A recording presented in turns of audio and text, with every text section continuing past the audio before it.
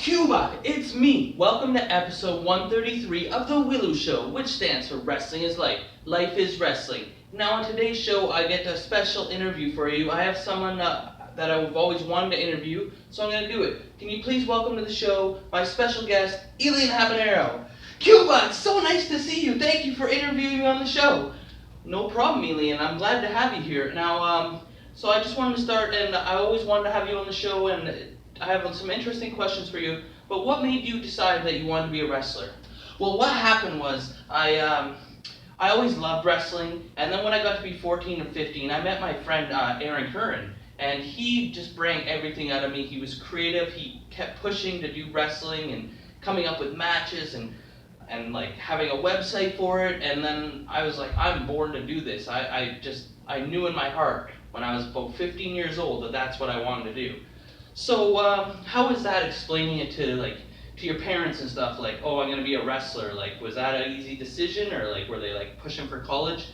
Well, I was really blessed at Cuba because I had an amazing mom, and she always told me like, follow your dreams, go for it. Like, she wasn't, I don't think, thrilled that I wanted to be a wrestler, but she was very supportive. She helped me out paying for the tuition. She helped me find the best wrestling school.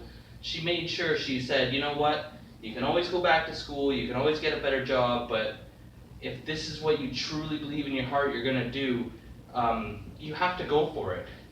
And so like if you ever had kids, would you give them the same advice? Yes, I certainly would, because I don't feel like you can't have regrets. I mean, you're always going to have regrets, but you have to you can't have the big ones. You have to go for it. You'll never know until you try. So for me, I'm really glad I did. Maybe not everything worked out the way I wish it had, but I'd probably be pretty depressed if I tried to start wrestling at the age I am now. And so you decided you're going to be a wrestler, and then you went, so where did you first start training?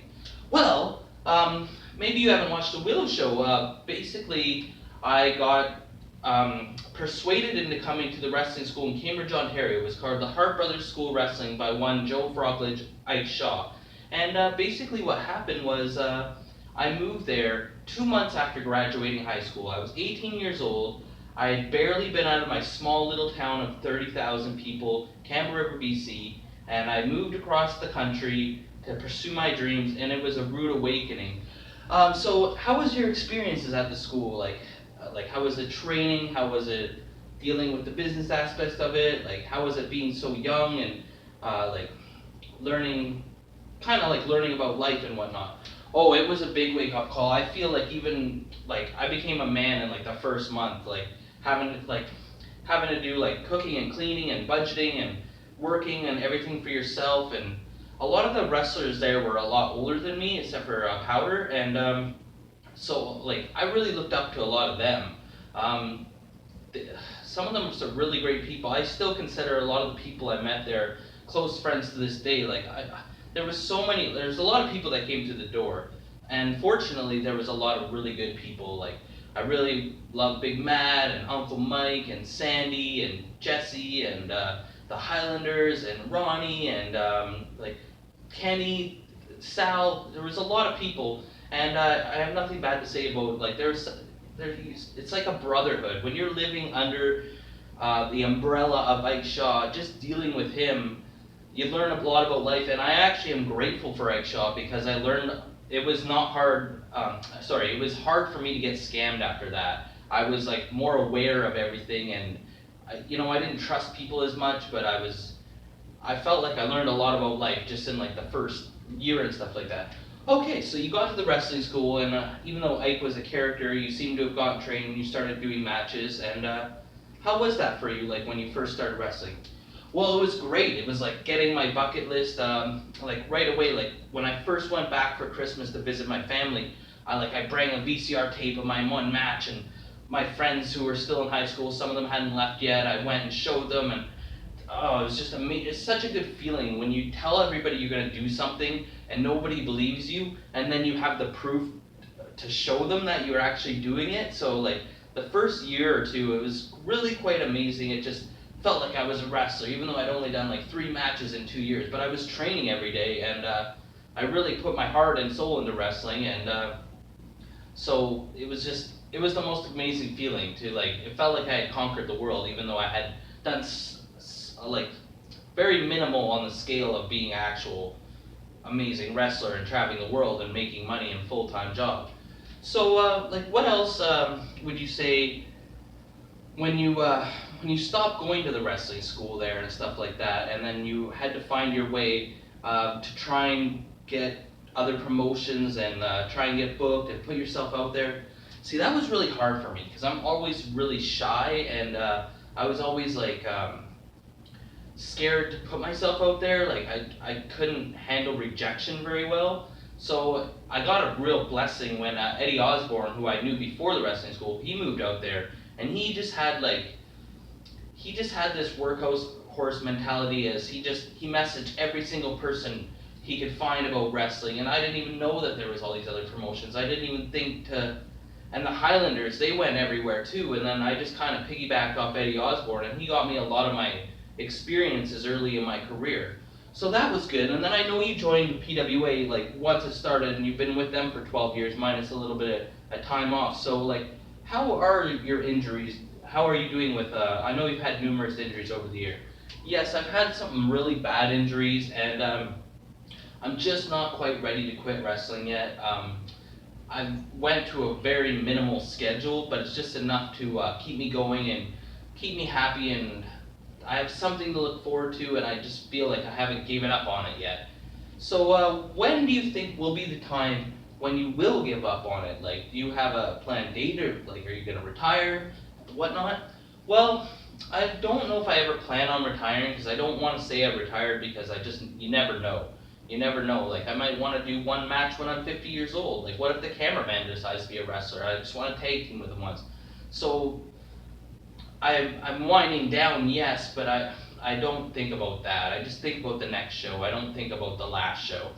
Okay, so and you've had some really great moments. I find like watching some of your old matches, you did a lot of like moves and a lot of crazy moves and a lot of fast-paced wrestling, and now it seems like you've really changed your style to be like more of a silly character and not do as so much flashy moves and just play the crowd more.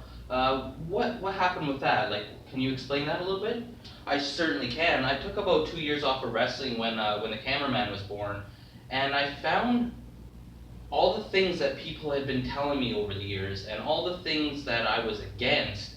I learned more by not wrestling than I did by wrestling. Like, to actually reflect and think, oh my, like, am I ever gonna wrestle again? So like, I knew when I came back, I had to do it the right way, and I had to be somebody. I'm always so shy. Like, doing the W.I.L.L.I.W show is really hard for me to put myself out there. I overanalyze everything I do, and like, if I make a song or something, I'll do like 12 takes, 20 takes, because it never will be perfect to me. And with growing older, I've just learned to let things go. It's never gonna be perfect. You just gotta be happy that you gave your all and it's close enough. So I find that with wrestling too. I want the fans to like me. Before, I always wanted to, like, I thought, oh, some scout would see my tape, and then I would like, I'd get signed or something, or like, the boys would respect me because I went out there and did all the crazy bumping. But you know what? Who cares about that? It matters about the fans. If the fans, like, I've had some of the craziest matches, and I planned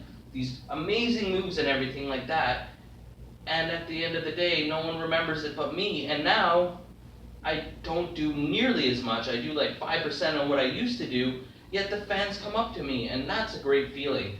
So, do you have any, so it's 17 years now you've been wrestling, and mind you, you haven't had like a full-time schedule like some of the other wrestlers who've been doing it that long, but like, what's your advice that you can give to anybody that maybe it's starting out or in your position, and it's somebody that needs some kind of a change?